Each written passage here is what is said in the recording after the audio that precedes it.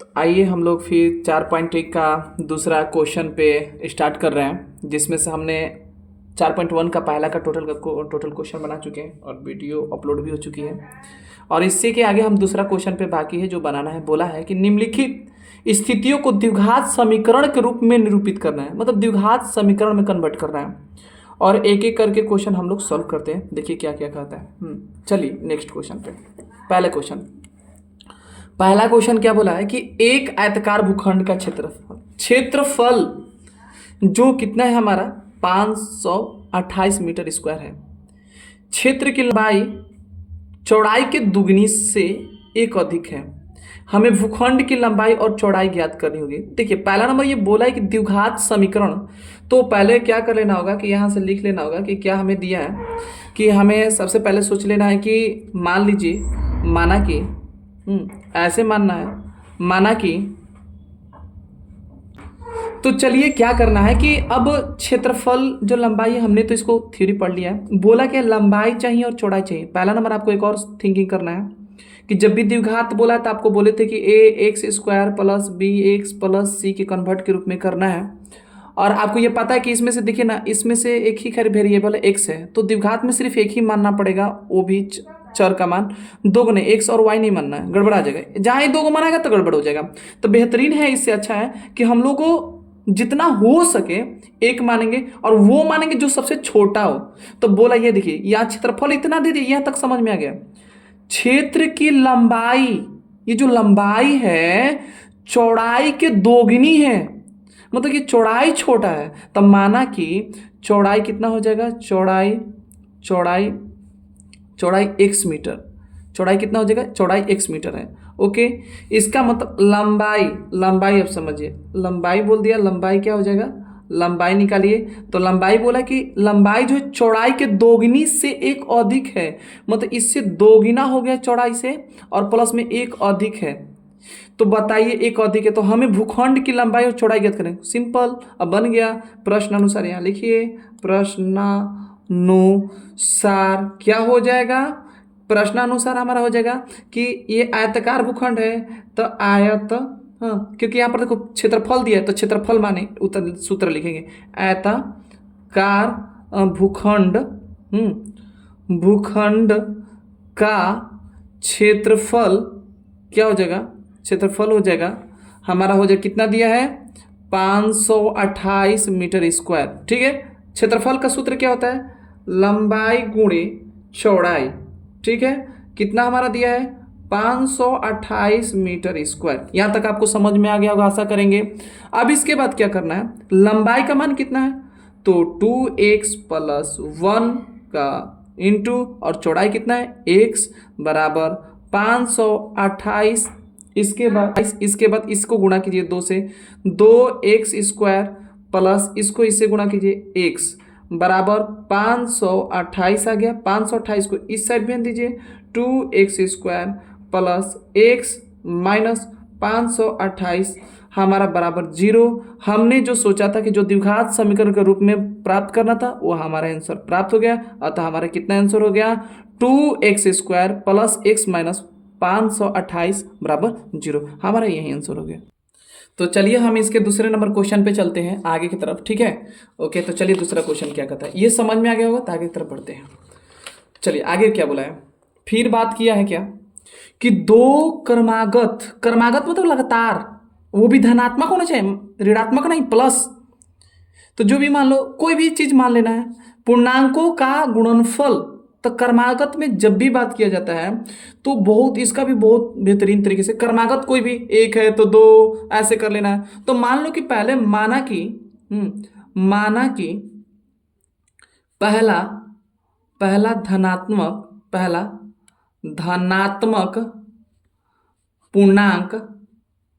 पूर्णांक x है, तो दूसरा क्या हो जाएगा, तो दूसरा धनात्मक पूर्णांक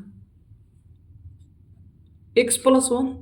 अब x प्लस 1 क्यों, तो आप खुद सोचिए कि यहां पर देखिए कि जब एक हम लिख रहे हैं तो फिर इसके बाद आगे बढ़ने के लिए देखिए, एक में एक जोड़ेंगे तभी तो दो आएगा, या हम 5 या 6 भी लिख रहे हैं, लगातार लिखना है तो 5 में एक जोड़ेंगे तभी तो होगा। इसीलिए मान लो कि हमने इसको x माना, तो आगे वाला क्या बन जाएगा, x प्लस 1 बन जाएगा।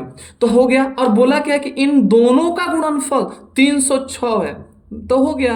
प्रश्नानुसार कर लीजिए, प्रश्नानुसार क्या हो जाएगा, प्रश्नानुसार तो हो जाएगा x इंटू एक्स प्लस 1 बराबर 306। तो क्या हो जाएगा, x को इससे गुणा कीजिए एक बार, एक्स स्क्वायर आप प्लस x बराबर 306, 306 को इधर ले आइए, एक्स स्क्वायर प्लस x और माइनस 306, जो हमारा देखिए द्विघात का रूप एकदम आगे है, अतः बराबर 0, जो हमारा आंसर का हो जाता है करेक्ट। तो इसको समझ में आ गया होगा। आगे की तरफ फिर आगे की तरफ क्वेश्चन के बढ़ते हैं, जिसका क्वेश्चन नंबर देख लीजिए, बढ़िया से अच्छे से उतार लीजिए, समझ लीजिएगा, जो डाउट होगा कमेंट सेक्शन में बोलिएगा, पूछिएगा।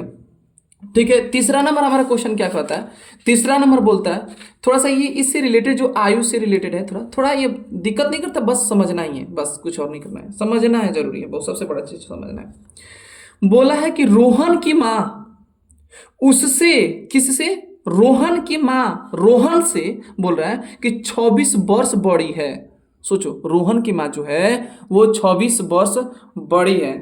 ठीक है, अगला क्या बोला है, उसकी आयु, उनकी आयु वर्षों में ज्ञात करना है, का गुणनफल अब से 3 वर्ष पश्चात इतनी है। तो सिंपल बात है कि ऐसे काम कर लेना है, कि बना लेना है कि रोहन की वर्तमान आयु ज्ञात करनी है। तो जो पूछ रहे हैं उसको मान लेना है। तो हल कर लेने के लिए क्या करना है, पहले कि माना कि रोहन की वर्तमान आयु x वर्ष, क्या है, x वर्ष है। ठीक है, आगे बोला है, और रोहन की माँ बोला है, देखिए पॉइंट फिर पढ़िए, रोहन की माँ उससे 26 वर्ष बड़ी है। तो इसका मतलब कि रोहन की माँ